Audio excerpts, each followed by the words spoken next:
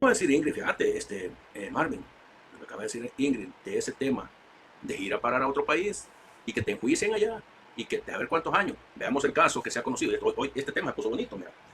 Veamos lo que le acaba de pasar a Juan Orlando. Este es para que los políticos de aquí le pongan ojo a lo que está pasando. A Juan Orlando le acaban de meter 45 años en Estados Unidos. Y allá no estuvo nadie, toda la gente que él, a lo mejor cuando él tenía el poder lo respaldaban. Sí, presidente, estamos con usted. Sí, presidente, aquí estamos para las buenas y para las malas también y para las no tan buenas. Allá el hombre se va a echar 45. Tengo entendido que va a tener que pagar una millonaria suma de dinero y allí no va a haber nadie. Marvin, tu análisis de esto. ¿Qué te pareció esta condena de Juan Orlando en los Estados Unidos? Estados Unidos ha puesto sus ojos desde hace algún tiempo en este corredor. Recordemos lo de Noriega, que lo fueron a sacar con todo el ejército estadounidense a Panamá. Juan Orlando Hernández, condenado en Estados Unidos a 45 años. ¿Por qué razón? Por permitir que grupos de narcos utilizaran el país para mover cantidades importantes de sustancias a... Algo muy irónico y muy raro de parte de Estados Unidos, ya que es sabido que el partido Arena le permitía eso al narcotráfico. Y no solo Arena, incluso el partido del FMLN, al pactar con las pandillas, al tener un pacto real, no un chambre de medios corporativos como el Faro, sino algo real, algo que se comprobó por otros medios también, de que ellos sí pactaron con pandillas y siendo las pandillas los directos involucrados en el movimiento de droga en el país, da a entender que los gobiernos de Arena, el FMLN, no solo pactaban con pandillas, sino que facilitaban el ingreso de droga en El Salvador. Entonces, si a ellos Estados Unidos no se los llevó, ¿por qué se llevaría a un Nayib Bukele que no solo no pactó con pandillas, como ellos dicen, sino que puso a las pandillas tras las rejas y eliminó todo tráfico de droga en El Salvador? Y cortó toda vía de acceso de narcotraficantes que pasaban por El Salvador para Estados Unidos.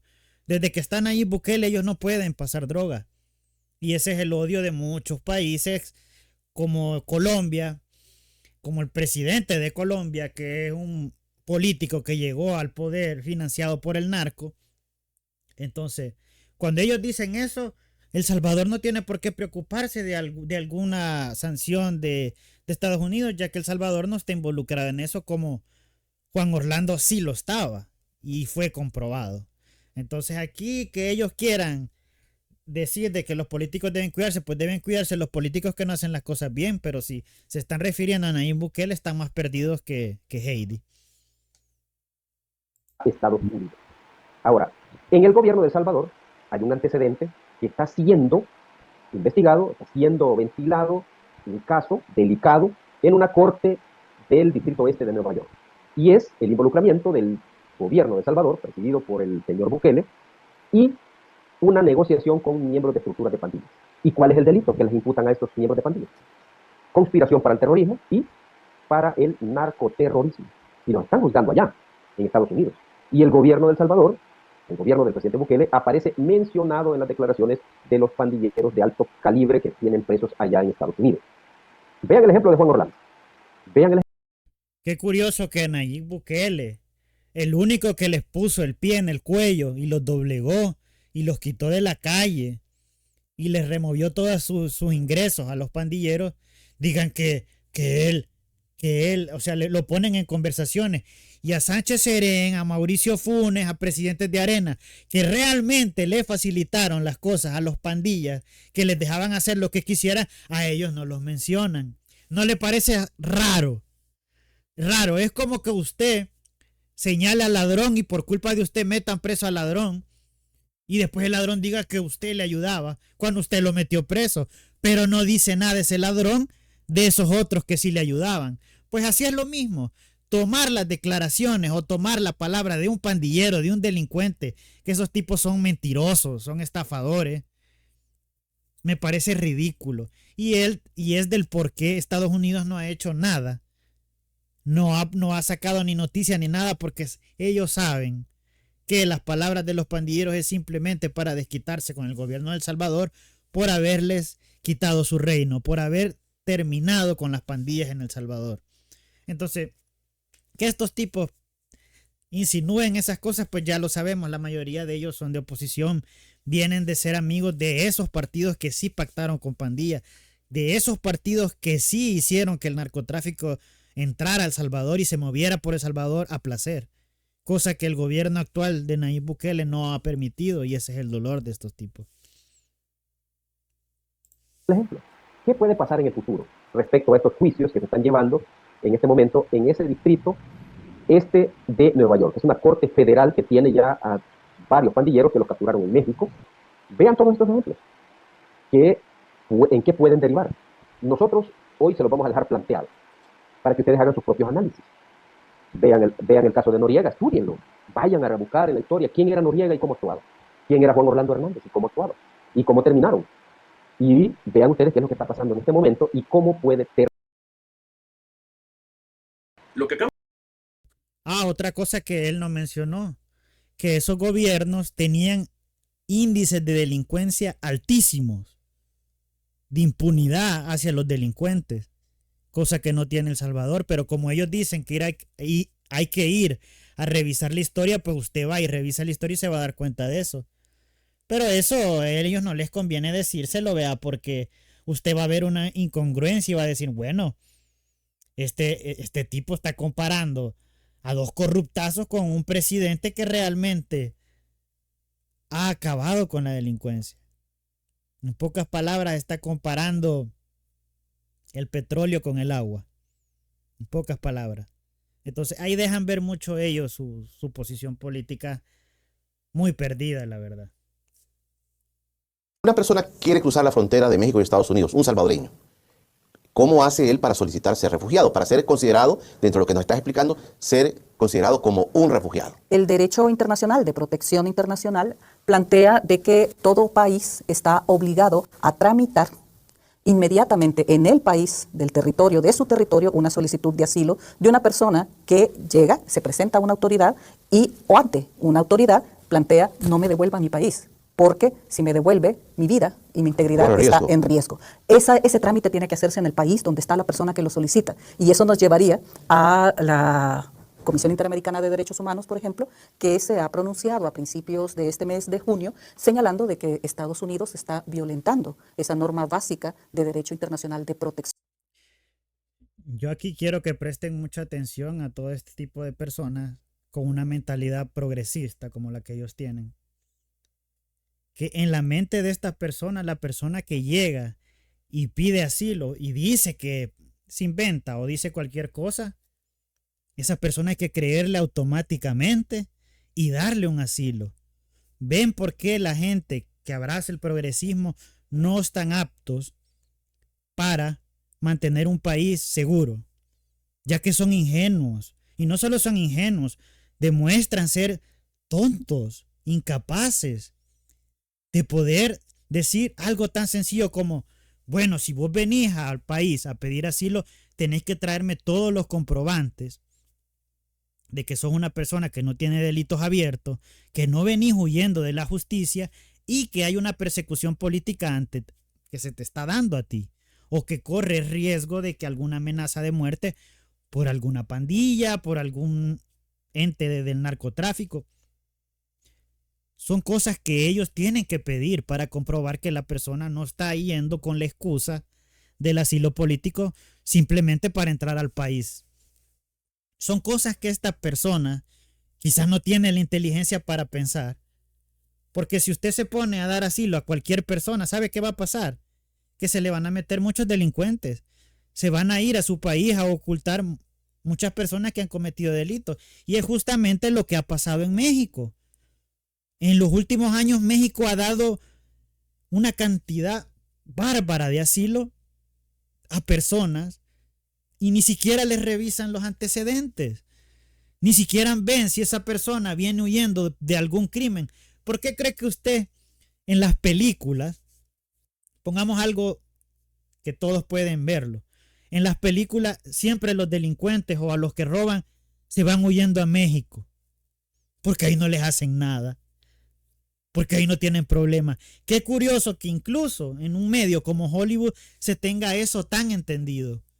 De que México, le estoy poniendo un ejemplo, de que México o países, no solo México, sino hay otros países también, que le dan asilo a la persona de manera automática, son los países que más se llenan de delincuentes. Y con eso no estoy diciendo que todas las personas que piden asilo son delincuentes.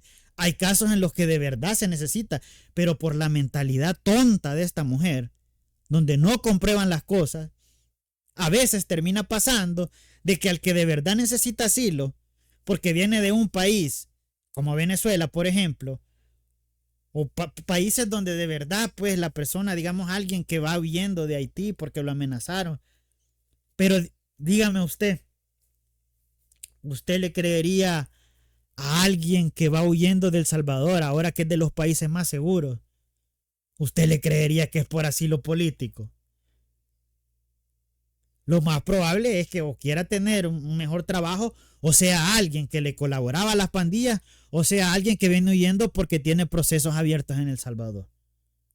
Entonces me parece hasta gracioso lo que menciona esta persona, pero bueno. Con las medidas anunciadas por la administración Biden a principios de junio también. La respuesta de la Comisión Interamericana inmediata fue: usted está violentando derecho internacional de protección al negarse tramitar y quitarle la oportunidad a migrantes que están cruzando la frontera sur de Estados Unidos con México y en territorio estadounidense piden asilo porque las condiciones de su país les exige una situación de vulnerabilidad. Yo quisiera volver al tema de la gráfica, ponerme la gráfica, Luis. Yo te quiero plantear, Celia, en esa gráfica, si me la amplias como la tenías ampliada, Luis, exactamente. En esa gráfica, Celia, se ve un aumento muy fuerte, digamos, desde 2010. Bueno, la gráfica no mencionan la fuente de la gráfica, pero digamos que le creemos a la gráfica. ¿No les parece raro, y aquí se los dejo como pregunta, no les parece raro que ahora que El Salvador es un país más seguro, donde la persona honrada las tiene de ganar contra un delincuente, y digamos que usted no cree, usted piensa que es mentira, y el incremento masivo de turistas, que incluso ellos lo manifiestan en sus redes sociales, que se han sentido más seguros ahí que en sus países? Entonces, ¿no le parece raro que la gráfica de ellos sea que más gente se está yendo? Entonces, si usted le cree a la gráfica, ¿qué clase de persona es la que está huyendo de El Salvador? No me parece que sea gente honrada. Lo más probable es que puedan ser o son pandilleros, o son colaboradores de pandillas, o tenían negocios chuecos en El Salvador. Y hoy que en El Salvador sí se está aplicando la ley como se debe aplicar, pues la única salida que tienen es irse del país. Entonces, es de poner atención en eso. 17, en el tema de los solicitantes de asilo, de manera agresiva. No tanto el de refugiados, que entiendo que es otra condición, pero solicitantes de asilo, un incremento increíble que viene sucediendo, sí, según la gráfica, desde 2017. ¿Cómo se puede traducir esto? La data nos dice que alrededor de 9,000 nuevos refugiados de origen salvadoreño ha habido desde el 2022 al 2023. El comportamiento es ascendente, ¿sí? Y cuando lo vemos a largo plazo, desde como tienen que verse este tipo de datos, el último quinquenio asusta en realidad. ¿Esto del régimen de excepción, crees tú que ha incrementado este tipo de estadísticas? Se ha dirigido, era imposible que cuando el odio es parte de la estrategia política de este gobierno, tanto en elecciones. O sea, ahora que se meten los delincuentes a la cárcel, que la gente ya no pierde a sus familiares o no tiene miedo de perderlos a diario, porque había gente que salía a trabajar y se persinaban porque no sabían si se podía hacer su último día. Ahora que El Salvador es un país seguro, eso para ellas son políticas de odio.